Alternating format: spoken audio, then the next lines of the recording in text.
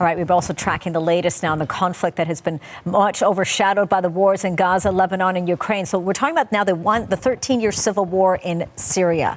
A rebel coalition opposing President Bashar al-Assad launched a major surprise attack last week and have since taken control of Aleppo, Syria's second largest city. The Syrian military has responded with a number of airstrikes against rebel-held areas. The opposition-run White Helmet Rescue Services, at least 25 people have been killed so far in those strikes. The Syrian civil war broke out in 2011 during the Arab Spring.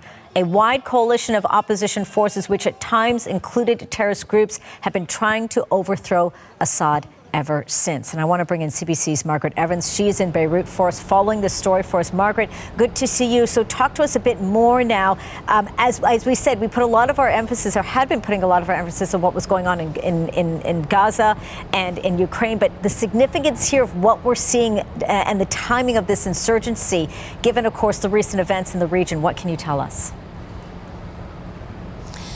Well, I think the real significance has been what's been happening where I am, which is Lebanon, and the Israeli war that followed the Gaza war on Hezbollah, which of course has been a key backer of Syria over the years. It's a militant group with a very powerful army here in Lebanon. At least it had a powerful army before the Israeli conflict.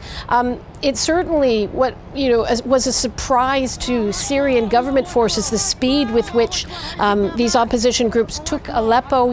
Over the weekend we saw video of opposition fighters, rebel fighters on Syrian tanks that had been either captured or abandoned by Syrian troops as they withdrew down the highway towards Damascus. But analysts would say it perhaps shouldn't be such a surprise what's happening, given what's happening here in Lebanon and in the geopolitical world. So I mentioned Hezbollah. Over the years, they've sent fighters to support Bashar al-Assad. They've been dramatically weakened by the Israeli war against the militant group. And so too then has Iran, because Hezbollah was one of the main assets of Iran and its axis of resistance, as it calls it. So a lot of uncertainty there. On top of that, you also have Russia. Russia was key in the Syrian government forces being able to retake Aleppo back in 2016. A brutal aerial bombardment campaign against opposition forces.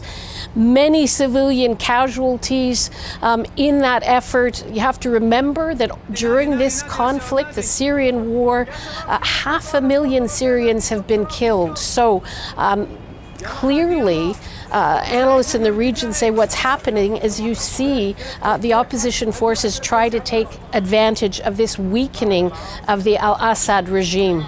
Yeah, indeed. It's sort of a reminiscent of what we saw during the Arab Spring now, but sort of things now, becoming even more so forceful on this. So with that being said then, Margaret, what's next for Syria in the midst of all of this?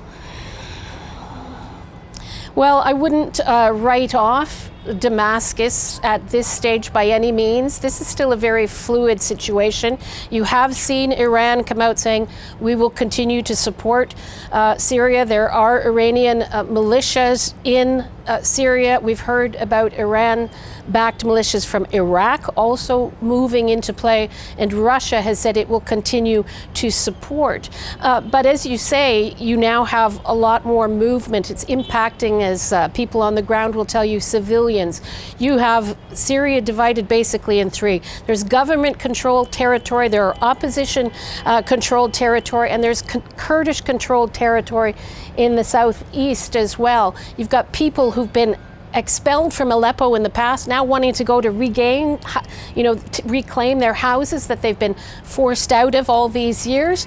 But you also have people in Aleppo fearful of these Russian-Syrian airstrikes, trying to leave. And another development to watch is the Kurds in the southeast, because they say that the Syrian opposition groups fighting the government regime are supported by Turkey, and that Turkey will likely try to use the opposition forces to attack the Kurds. Turkey is traditionally suspicious of Kurds because of separatist Kurdish groups in Turkey itself. But you have to remember that these Kurdish forces in the northeastern part of Syria are supported by the United States. They're the same troops credited with defeating ISIS. It is where you have a lot of the ISIS militants captured during those years, still being held in massive prison camps. So there's a lot of uncertainty here, and you're going to be hearing Western governments trying to use this to encourage all of the warring parties to get back to some kind of a peace process, but that seems extremely unlikely